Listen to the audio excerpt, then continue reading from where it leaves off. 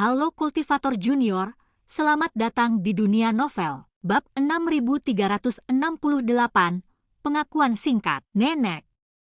Feng Er. Song Luoi menatap Chu Feng dan memanggil dengan lembut. Dia sebenarnya cukup berhati-hati, seolah-olah dia takut kalau suaranya terlalu keras dan membuat Chu Feng takut. Ini aku, Nenek, ini aku. Chu Feng menanggapi dengan cepat. Ia terkejut sekaligus senang. Ia pikir neneknya tidak akan mengenalinya dan ia perlu menjelaskannya. Tetapi Chu Feng tidak pernah menyangka kalau nenek saya tahu siapa dia pada pandangan pertama. Feng Er, ini benar-benar Feng Er. Api yang menutupi kehampaan pun menghilang, bahkan sisa panas pun ikut menghilang bersamanya. Orang tua Ye Xiancheng akhirnya bernapas lega. Song Luoi masih berdiri di sana. Dia menatap Chu Feng.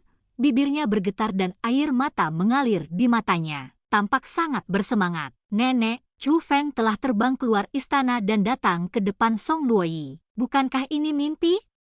Song Luoi sebenarnya memiliki sedikit keraguan pada dirinya sendiri. Karena dia tahu ada banyak sekali saat di mana dia tidak normal. Pemandangan bahagia seperti itu hanya muncul dalam mimpi.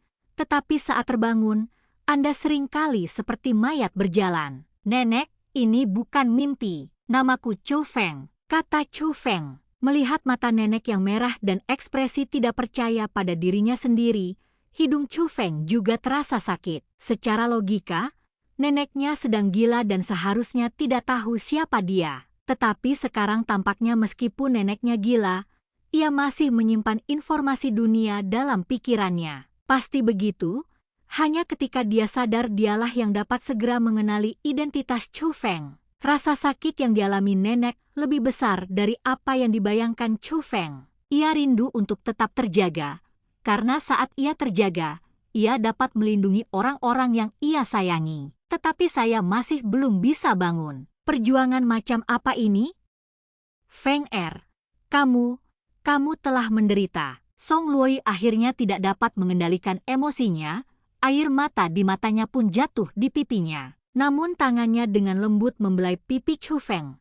Sedikit gemetar. Bukan hanya tanganku, seluruh tubuhku gemetar. Kenyataan bahwa orang seperti itu bisa begitu bersemangat menunjukkan betapa pentingnya Chu Feng baginya. Nenek, aku tidak sakit hati. Chu Feng menggelengkan kepalanya tanpa berkata apa-apa dan bersikap patuh seperti anak kecil. Pada saat ini, dia bukan lagi anak muda terkuat di dunia seni bela diri. Dia hanyalah cucu Song Luoi. Bibir Song Luoi bergetar semakin hebat, seolah ada banyak sekali kata yang ingin diucapkannya, banyak sekali pertanyaan yang ingin diajukannya, tetapi untuk sesaat dia tidak bisa mengatakan apa-apa. Tetapi pada saat ini, di atas kehampaan, makam kuno itu berubah lagi. Pada saat yang sama, kata mantra ilahi muncul di dahi Song Luoi. Mata Song Luoi yang tadinya penuh cinta, berubah lagi menjadi tanpa emosi. Seketika, tatapannya beralih dari Chu Feng,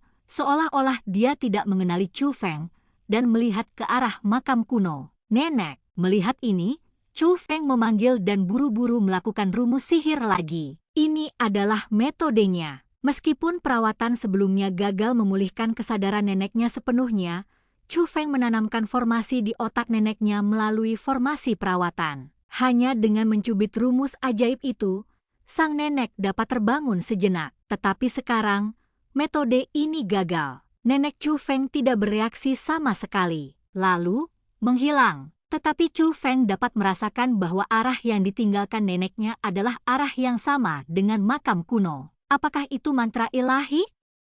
Apakah mantra ilahi itu berhubungan dengan makam kuno? Atau nenek, apakah kamu merasakan apa yang ada di dalam makam kuno itu?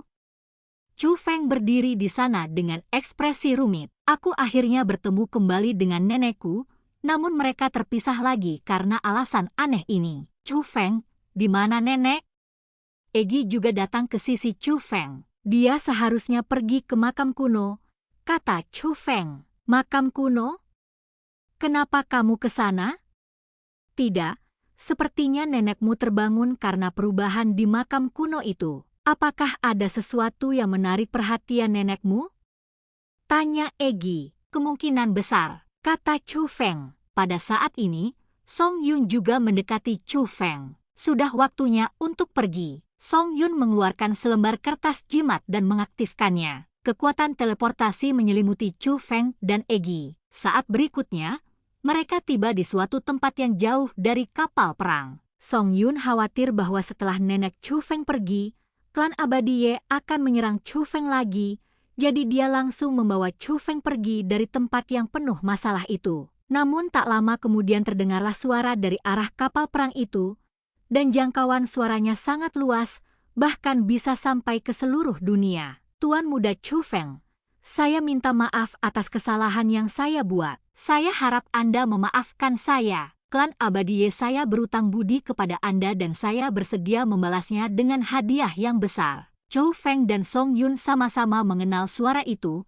Itu adalah suara Ibu Ye Xiancheng. Yo, meminta perdamaian di depan umum. Sepertinya kekhawatiranku tidak beralasan, kata Song Yun. Itu wajar saja. Metode nenek Chu Feng bahkan dapat dengan mudah menghancurkan formasi leluhur mereka. Mereka seharusnya punya gambaran tentang siapa yang mereka provokasi, kata Egi. Kata-kata Egi memang masuk akal. Setelah selesai berbicara, Song Yun menatap Chu Feng dan berkata, Saudara Chu Feng, apakah nenek kita pergi ke makam kuno?